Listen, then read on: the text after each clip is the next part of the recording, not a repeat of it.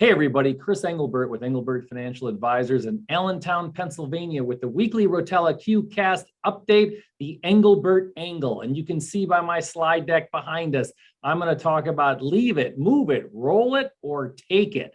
And you're saying to yourself, what could he possibly be talking about? I'm talking about when you leave a job, retire from a job, change jobs, what do you do with your 401k, 403b, or 457?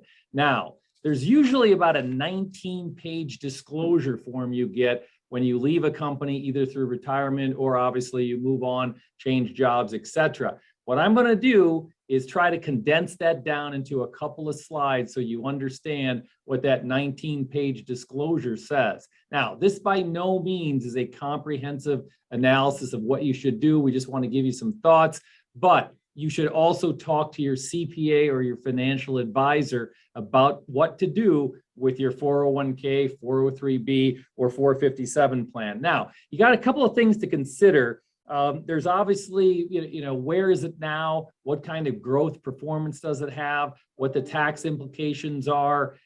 Just how well is it doing? And again, the options are you can leave it, you can move it, you can roll it, or you can take it. So let's talk about leaving it and what happens when you leave your 401k, 457, or 403b at your current place of work, and what really happens with that money. So obviously that money stays there. If you have a good low-cost provider, for example, if your 401k is with the Vanguard Group, it may not be a bad idea to leave it because obviously that's a low-cost provider. If you're happy with it, the performance is doing well, leave it. If it's not broke, don't fix it. But the one thing you got to remember is that if you leave it, it's basically an orphaned 401k, 457, or 403b. We just had a client talk to us about the fact that they had 4 401ks that were orphaned that they've left behind and that they wanted to consolidate. Now, some of the problems with leaving your 401k, 457, or 403b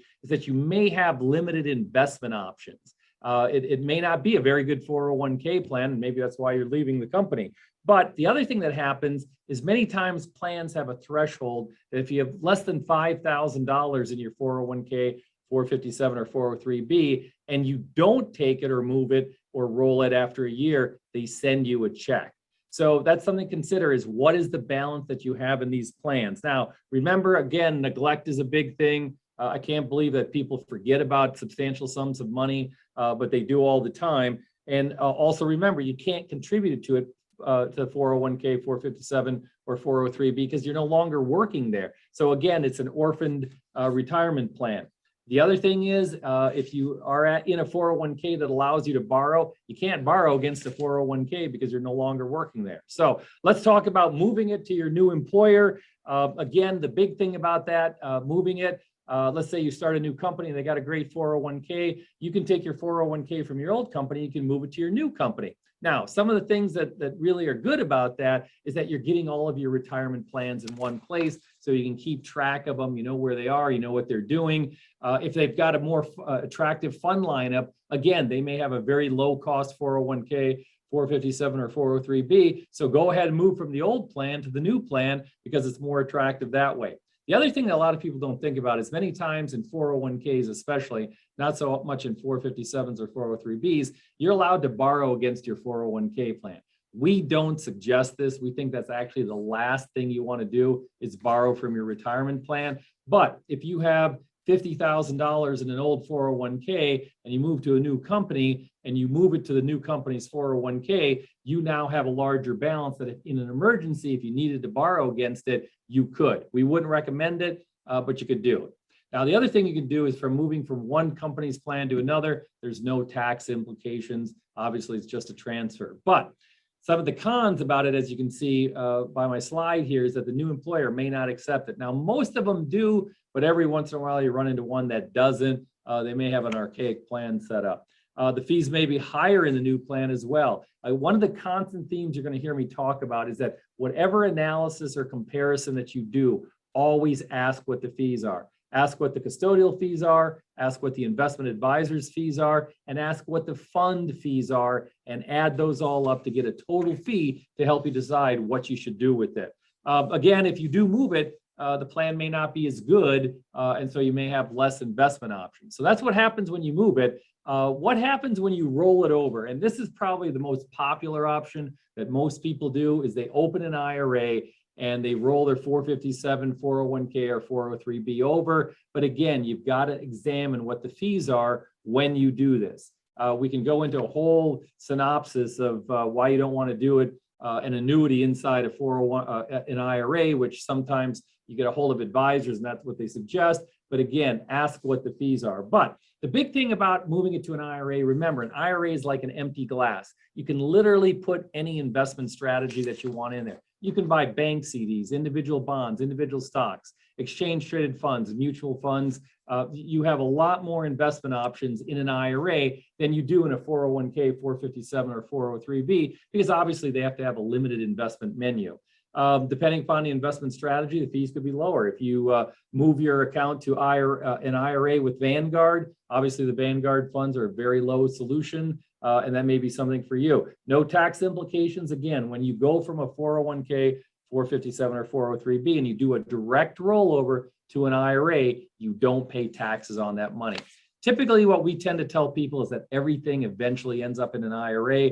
That seems to be the best solution for most people. You can also, once you have an IRA open, you can also contribute to it depending upon how much you and your spouse make or how much you make as well. The other thing you can do is you can do Roth conversions. We do a lot of what we call backdoor Roth conversions for older people that have very high IRA balances. It's a very good strategy. Google backdoor Roth conversions, and you'll see what we mean by that. But I guess the negative about it is that you've got to do something. You've got to find a financial institution. You've got to open an IRA. You got to get the paperwork from your previous employer. You can either do it yourself or you can hire an advisor to do it for you. And again, that may not be a very good solution for some people because they may not understand how advisors work, or they may not want to do it themselves. However, typically what happens is most people roll over their 401ks, 457s, and 403bs to an IRA. That's the thing that we see happening the most. But again, the last option you can do is you can take it.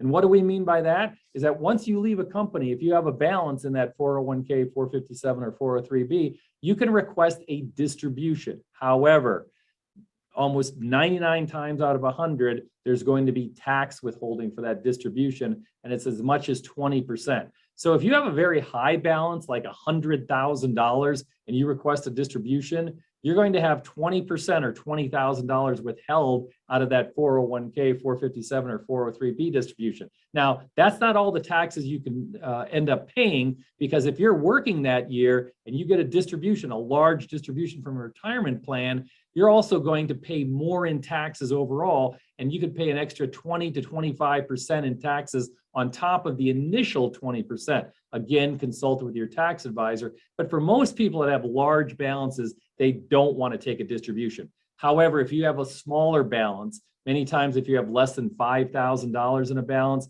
it may make sense if you're younger and you're not making as much money to take a distribution and open a Roth IRA is what you end up doing. So just to review here a little bit, the 4 things that you can do with a retirement fund distribution from a 401k, 457, or 403b is you can leave it, move it, roll it, or take it. So again, tell your friends about us. Download my app by texting Chrissy to 36260. This video will be on my app at some point, and have a great week, and we'll talk to you soon.